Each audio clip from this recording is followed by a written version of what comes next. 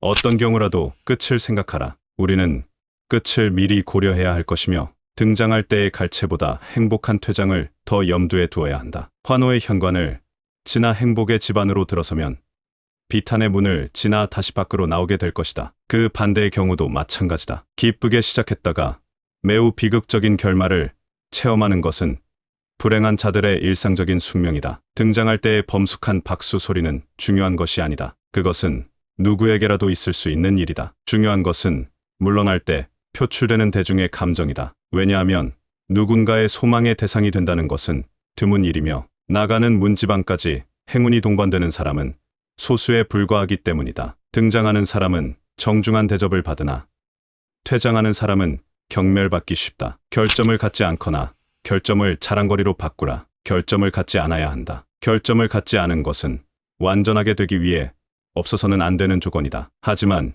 육체적으로든 도덕적으로든 그 어떤 결함도 없는 사람은 극소수에 불과하다. 사실 사람들은 결점은 쉽게 치유될 수 있다고 생각하기에 그런 결점을 열렬히 사랑한다. 그러나 유감스럽게도 뛰어난 다른 능력들 사이에 떡하니 달라붙어 있는 작은 결점 하나를 꼭 찾아내는 사람들이 있다. 태양 전체를 가리는 데에는 구름 한 점만으로도 충분한 것처럼 5점 하나는 우리의 명예에 먹칠을 할 수 있다. 아기를 가진 자는 곧바로 그 5점을 찾아내 기회가 있을 때마다 그걸 들추어낸다. 시저가 자신의 육체적 결함을 월계관으로 덮은 것처럼 결점을 자랑거리로 바꿀 수 있다면 실로 놀라운 수완일 것이다. 지나친 상상력을 제어해야 한다. 상상력은 때로는 견제하고 때로는 힘을 실어주면서 행복에 관한 모든 것을 쥐고 있고 심지어 이성까지 지배하기도 한다. 상상력은 폭군의 힘을 획득할 수 있으며 바라보는 것만으로는 만족하지 못하고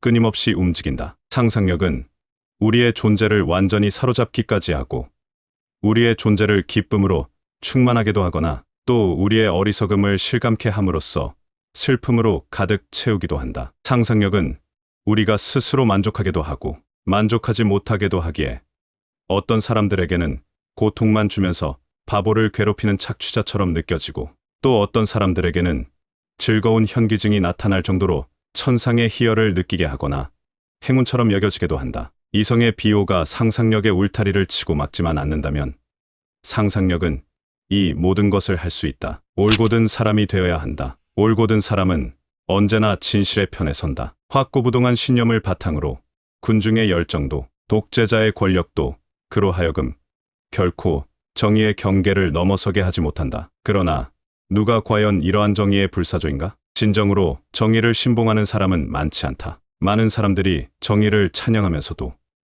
일신의 안녕을 위해서 정의를 저버린다. 어떤 이들은 위험에 처할 때까지만 정의를 추종한다. 의롭지 못한 자들은 정의를 부인하고 위정자들은 정의를 숨긴다. 왜냐하면 정의는 우정이나 권력 또는 자신의 이익에 대해 적대적인 부분에서도 결코 배려해주는 법이 없기 때문이다. 바로 이 점에서 정의는 배신당할 위험이 있다. 교활한 자들은 그럴싸한 형이상학으로 정의를 추상화함으로써 위정자나 국가의 기대와 충돌하는 것을 교묘히 피한다. 그러나 올곧은 사람은 모든 신용을 일종의 배신으로 간주한다. 그는 자신의 현명함보다는 동요할 줄 모르는 자신의 확고함에 더 큰 가치를 둔다. 진실이 발견되는 곳에는 언제나 그가 있다. 그리고 그가 어떤 무리에서 떨어져 나온다면 그것은 그의 변덕 때문이 아니라 그 무리의 변절 때문이다. 그 무리가 진실에서 멀어졌기 때문이다. 당신의 뛰어난 능력을 인지하고 있어라.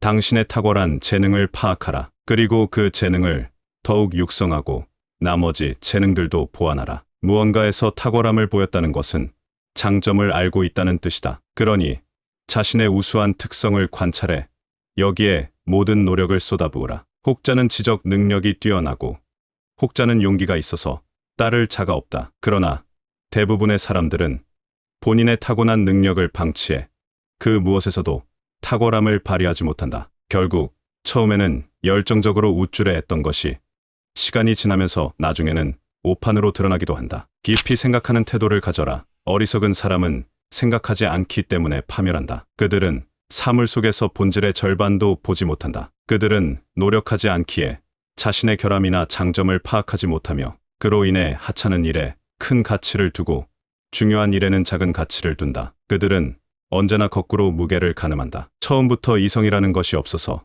더 이상 잃을 이성이 없는 사람들도 많다. 사물들 중에는 온 정신을 다 쏟아부어서 탐구해야만 그 깊이를 유지할 수 있는 것들이 있다. 현명한 사람은 비록 정도의 차이가 있긴 해도 모든 것에 대해 생각을 거듭한다. 근본에 다다라서 튕겨져 나올 때까지 깊이 파고들며 때로는 자신이 생각하지 못한 것이 없는지 생각한다. 이처럼 현명한 자의 생각은 우려가 사라질 때까지 계속된다. 내면이 외면보다 더 커야만 한다. 철저함과 깊이가 있어야만 본연의 역할을 훌륭하게 해낼 수 있다. 언제나 내면이 외면보다 더 커야만 한다. 그런데 겉만 번지르르한 사람들이 있다. 이들은 마치 자재가 부족해 완공되지 못하는 바람에 이끄는 궁전 같지만 거실은 오두막인 집과 같다. 그런 쓸데없는 사람들 곁엔 오래 머물 필요가 없다. 그들은 지루하기 짝이 없다. 처음의 인사말이 곧 끝나버리듯 그들과의 대화도 그렇게 되어버린다. 피상적으로만 바라보는 사람들은 그들의 겉모습에 쉽게 현혹된다. 그러나 현명한 사람들은 내면을 살핌으로써 그들의 텅 빈 모습을 확인하고 두려움에 가득한 사람들의 조롱거리에 지나지 않음을 알아낸다. 자기 스스로를 두려워해야 한다. 스스로 비천하게 만들지 마라. 우리 자신의 무결함이 우리의 흠 없는 행실의 기준이 되어야 한다. 그리고 그 모든 외적 규정보다 우리 자신의 엄격한 판단이 우리 자신에게 더 많은 것을 행할 수 있어야 한다. 부당한 일을 단념하는 것은 외부의 엄격한 권위 때문이라기보다는 자기 자신의 판단이 두렵기 때문이어야 한다. 자기 스스로를 두려워해야 한다. 그러면 가상의 가정교사는 필요하지 않을 것이다. 절대로 마음의 평정을 잃지 말아야 한다. 분노를 터뜨리지 않는 것은 지혜의 중요한 덕목 중 하나다. 평정심을 잃지 않는 사람은 마음이 큰 사람이다. 왜냐하면 모든 큰 것은 잘 움직이지 않기 때문이다. 흥분은 영혼의 병든 즙이다. 감정이 그렇게 북받칠 때마다 지혜는 병이 든다. 사악한 감정이 솟아올라 입 밖으로 내뱉어지면 그만큼 명예도 위험해진다. 그러니 자기 자신의 온전한 주인이 되어야 한다. 가장 큰 행복과 가장 큰 불행에 처해서도 흥분하지 않을 만큼 크게 되어라. 아니, 그 행복과 불행에 초연의 경탄을 자아내라. 정신의 용기는 육체의 힘을 능가한다. 죽은 사자라면 토끼라도 그 갈기를 잡아 뽑을 수 있다. 용기를 낼 때는 익사를 부려서는 안 된다. 당신이 한 번 굴복하면 다음에도 굴복해야 하고 결국 끝까지 계속 굴복하게 된다. 나중에 이기기 위해 들이는 노력만큼 처음부터 노력한다면 훨씬 더 유용할 것이다. 정신의 용기는 육체의 힘을 능가한다. 그것은 지혜의 갈림길에 서 있다가 기회를 포착할 준비가 되어 있는 검과 같다. 그것은 인격의 방패다. 정신의 약함은 육체의 약함보다 더 많은 것을 그르친다. 많은 이들이 뛰어난 재능을 갖고 있었지만 용기가 없었기에 죽은 이처럼 살면서 활동 한번 제대로 못하고 삶을 마쳤다. 주의 깊은 생명체인 꿀벌은 확고한 의지가 있었기에 달콤한 꿀을 얻기 위해 날카로운 침으로 무장했다. 육체에는 근육과 뼈가 있다. 그와 마찬가지로 정신에도 물러터진 마음만 있는 것은 아니다. 자기 자신을 조절하는 법을 배워라. 모든 이에게 동일한 방식으로 자신의 지성을 내보여서는 안 된다. 그리고 필요한 것 이상으로 힘을 들여서도 안 된다. 지식이나 행위뿐만 아니라 그 무엇도 낭비되어서는 안 된다. 신중한 매 사냥꾼은 사냥에 필요한 수 이상의 매를 하늘로 띄우지 않는다. 늘 가진 전부를 보여주어서는 안 된다. 그렇지 않으면 아무도 미래의 당신을 경탄하지 않을 것이다. 언제나 무언가 새로운 것을 지니고 있는 사람만이 빛을 발한다. 왜냐하면 우리는 날마다 무언가를 조금씩 더 발견해내고 그로 인해 그의 위대한 능력의 한계가 결코 드러나지 않을 때에만 기대감을 잃지 않기 때문이다. 언제나 똑같은 모습을 보여라. 기질에서든 행동에서든 당신의 태도에 모순을 보이지 마라.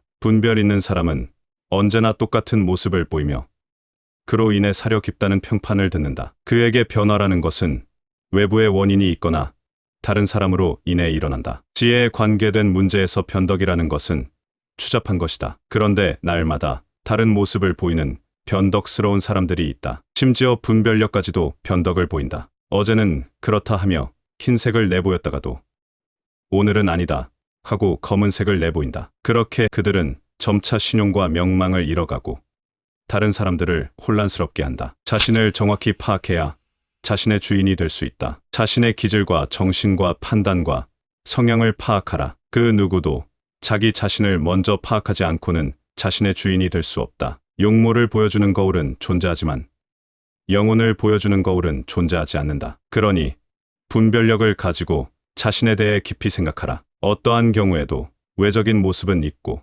내적인 지금의 모습만을 파악하라. 그래야 스스로를 개선하고 완벽해질 수 있다. 자신의 능력과 분별력, 자신의 섬세함을 파악하라. 거래에 들어가기 전에 자신의 용기를 시험하라. 자신의 깊이가 어떤지 알아보고 모든 것에 대해서 자신의 능력이 어느 정도인지 측정하라. 일시적인 찬사에 우쭐해지지 마라. 세상의 절반은 다른 절반을 비웃는다. 그들이 어느 쪽에 동조하느냐에 따라 모든 것이 좋기도 하고 모든 것이 나쁘기도 하다. 어느 한쪽이 원하는 것을 다른 한쪽은 증오한다. 완전성이란 한쪽의 찬사만으로는 완성될 수 없다. 많은 이들이 두뇌보다는 다양한 감각을 사용한다. 어떠한 결함이라도 그것을 좋아하는 사람은 있기 마련이다. 그러니 우리의 일이 일부 사람들의 마음에 들지 않더라도 용기를 잃어서는 안 된다. 그것을 높게 평가할 줄 아는 사람도 있기 때문이다. 그렇다고 이들의 찬사에 우쭐해하지도 마라. 누군가는 또다시 배척할 것이기 때문이다. 참된 만족의 잣대는